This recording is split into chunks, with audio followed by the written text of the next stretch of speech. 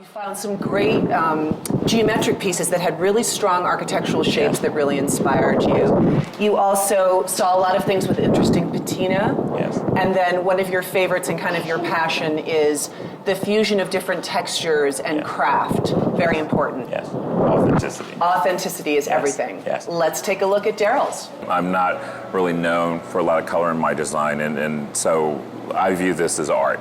So this would be something that I would place as a moment in a room. It's actually very comfortable as well, which was quite a surprise to sit in it. It has incredible silhouettes. It almost has a spine. It has a sense of life to it. I mean, this looks like a spine almost to me. And it's made out of seat belts. So, I mean, you can't get much more innovative than that. A myth about often some of the more modern forms, you sense that they're going to be uncomfortable. This chair is absolutely enveloping. The architectural nature of it is also really incredible to me. You have the heft of the seat against this very diminutive leg, and I just think it's an extraordinary furniture piece. This is absolutely genius. You don't need a masonry flue. Ethanol, environmentally friendly, marshmallows, anywhere in your house, in a bathroom. I mean, think of where you would want to put a fireplace where you couldn't logically do so. And the simplicity of the form makes it appropriate in a number of different settings. This is amazing, and it is the simplest architectural gesture. Now for a bit of truth-telling. This reminds me of a crib. What better place could one want to be? I mean, it envelops. It's like a space within a space. It's its own cocoon. And so it's sort of the imposition of architecture within an existing space. So I don't know what else to say. It's just incredible. I love the different, the play of the texture, the scale of the geometry of the piece is really great. And really, it would really complete a room.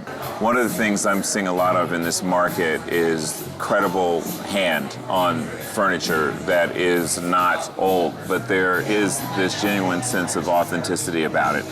This table, for instance, it's a very classical form. It's a square. It can go anywhere. It can fit into any kind of setting.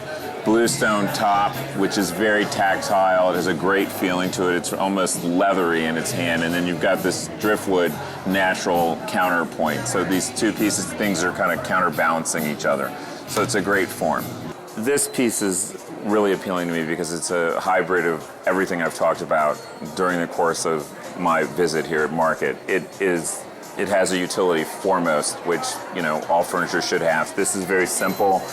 The finish on it is, you know, it kind of looks like you can spill on it. So there's something welcoming and unintimidating about it. And as an architectural form, it is as simple as it gets.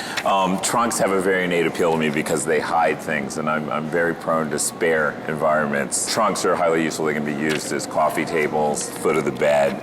And in this instance, the patina is just incredible. The old nail heads, the worn quality. I mean, this seems traveled, you know, which is something one would expect of a trunk. This particular piece is an antique.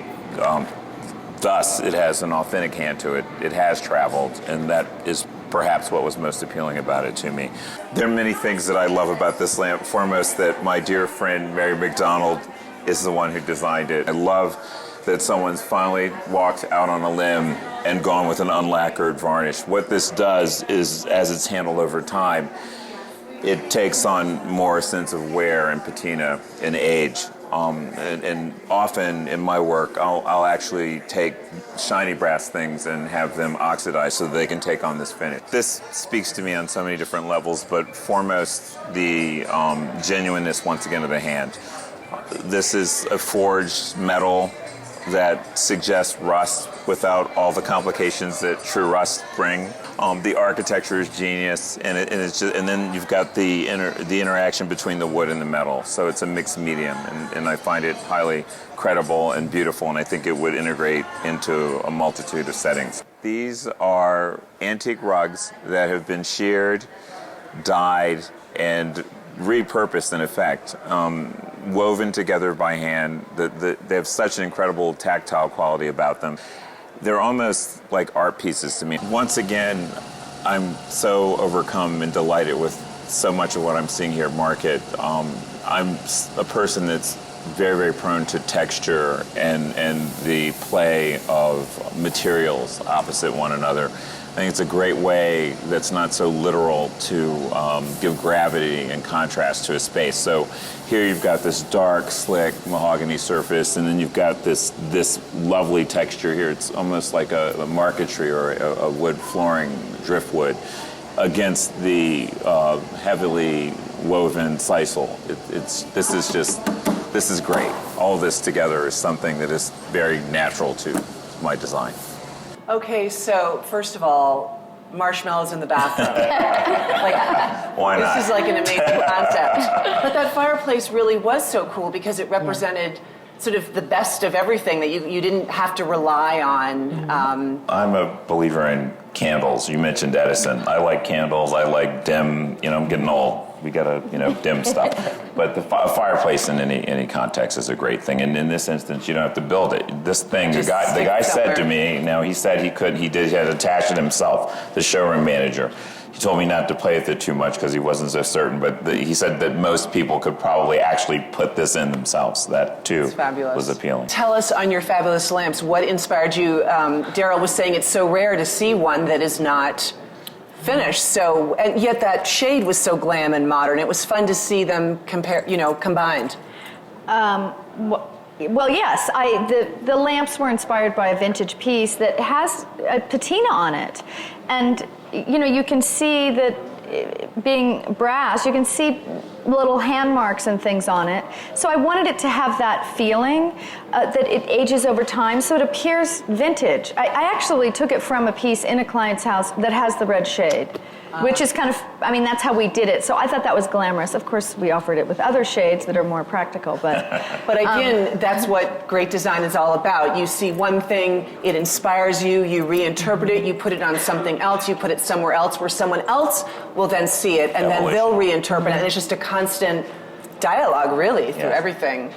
Do you feel like your clients are as open as ever to get things that appear to have character and age and history, even if they don't really, but they've been treated as such? Or do you feel like...